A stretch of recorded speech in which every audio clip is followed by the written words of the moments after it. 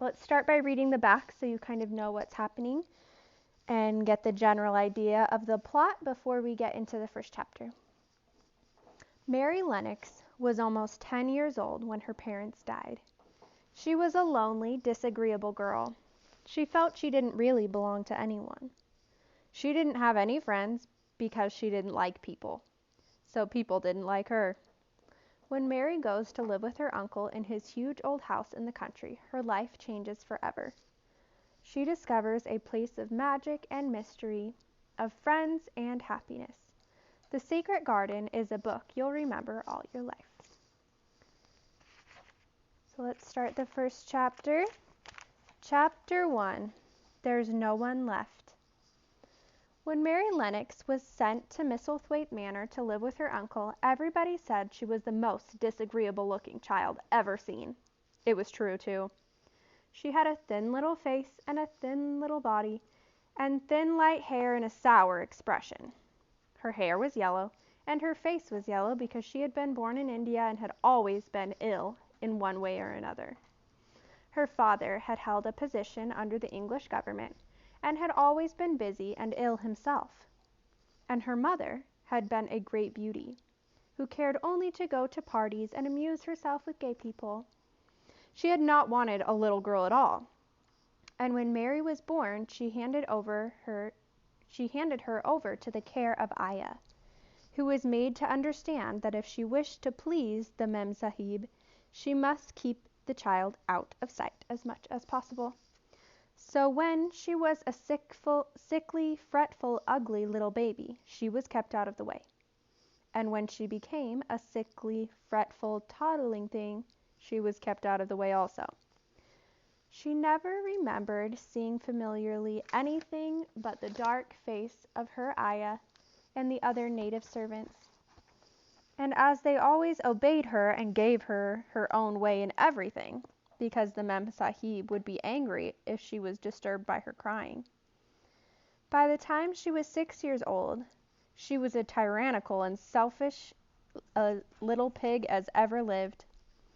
The young English governess who came to teach her to read and write disliked her so much that she gave up her place in 3 months.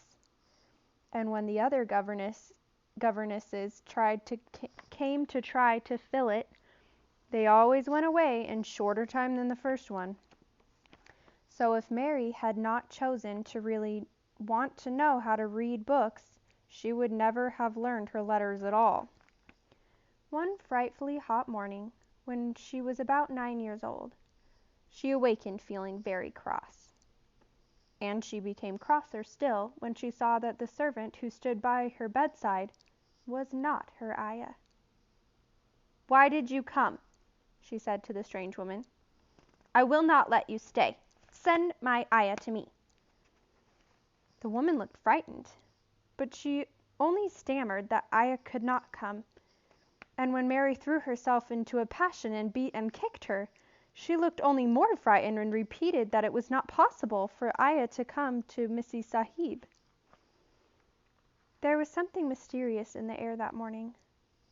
Nothing was done in its regular order, and several of the native servants seemed missing, while those whom Mary saw slunk or hurried about with ashy and scared faces.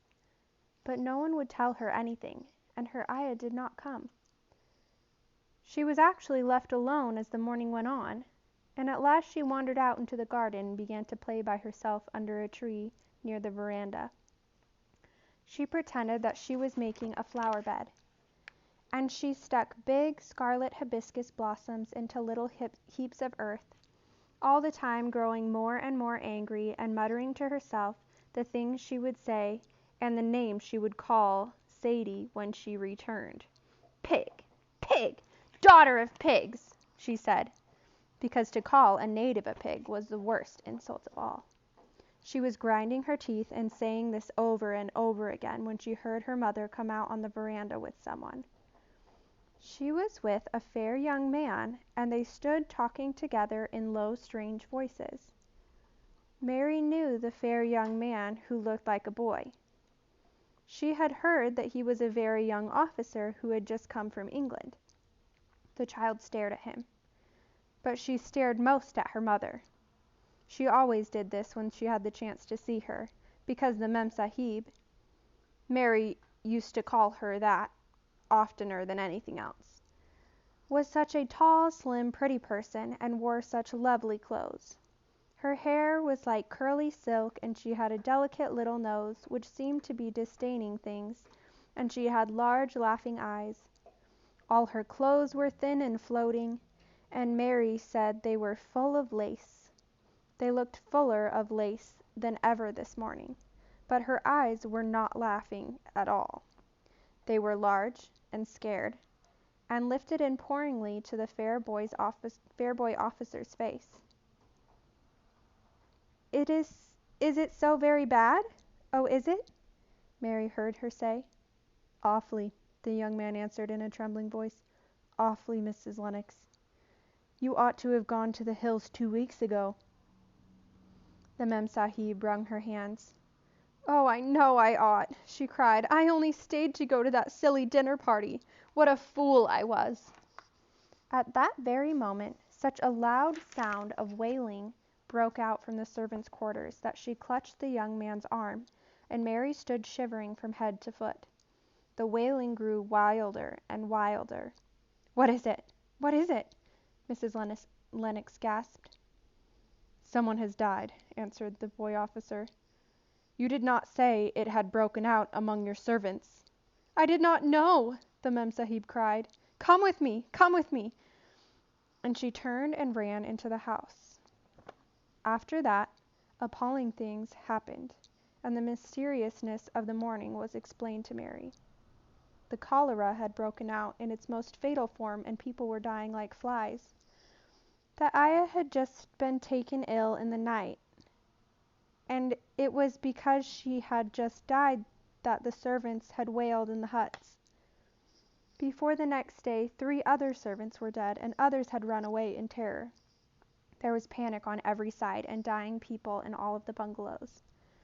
Cholera was a big illness that was dangerous to get, and a lot of people died from a long time ago before we had medicines for it. So the ayah was the person that was Mary's servant that took care of her. So ayah had died from cholera, so that's why she wasn't there with her. During the confusion and bewilderment of the second day, Mary hid herself in the nursery and was forgotten by everyone. Nobody thought of her, nobody wanted her, and strange things happened of which she knew nothing. Mary alternately cried and slept through the hours. She only knew that people were ill, and that she heard mysterious and frightening sounds. Once she crept into the dining room and found it empty, though a partly finished meal was on the table, and chairs and plates looked as though they had been hastily pushed back when the diners rose suddenly for some reason. The child ate some fruit and biscuits. Being thirsty, she drank a glass of wine which stood nearly filled. It was sweet, and she did not know how strong it was. Very soon it made her intensely drowsy, and she went back to her nursery and shut herself in again, frightened by the cries she heard in the huts and by the hurrying sound of feet. The wine made her so sleepy that she could scarcely keep her eyes open, and she lay down on her bed and knew nothing more for a long time. Many things happened during the hours in which she slept so heavily, but she was not disturbed by the wails or the sounds of things being carried in and out of the bungalow. When she awakened, she lay and stared at the wall. The house was perfectly still. She had never known it to be so silent before.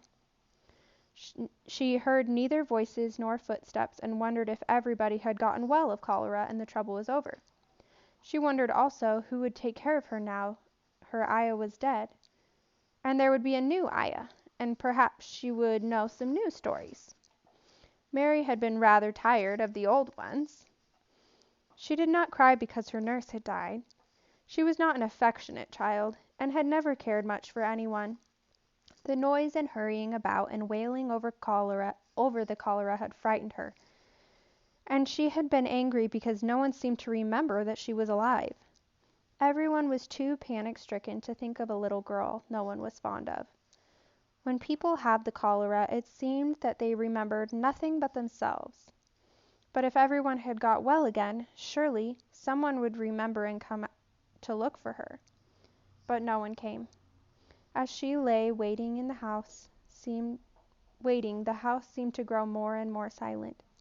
She heard something rustling on the matting, and when she looked down, she saw a little snake gliding along and watching her with eyes like jewels. She was not frightened, because he was a harmless little thing who would not hurt her, and he seemed in a hurry to get out of the room. He slipped under the door as she watched him. "How clear and quiet it is," she said. "It sounds as if there were no one in the bungalow but me and the snake." Almost the next minute she heard footsteps in the compound and then on the veranda.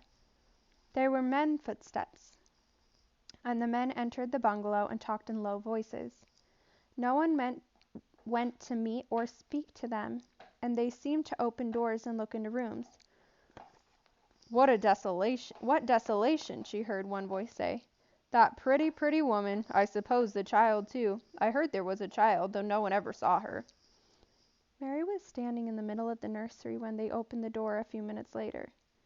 She looked an ugly, cross little thing, and was frowning because she was beginning to be hungry and feeling disgracefully neglected. The first man who came in was a large officer she had once seen talking to her father. He looked tired and troubled, but when he saw her he was so startled that he almost jumped back. "Barney," he cried out, "there's a child in here! A child alone! In a place like this! Mercy on us! Who is she?" "I am Mary Lennox," the little girl said, drawing herself up stiffly. She thought the man was very rude to call her father's bungalow a place like this. "I fell asleep when everyone had the cholera, and I have only just wakened up.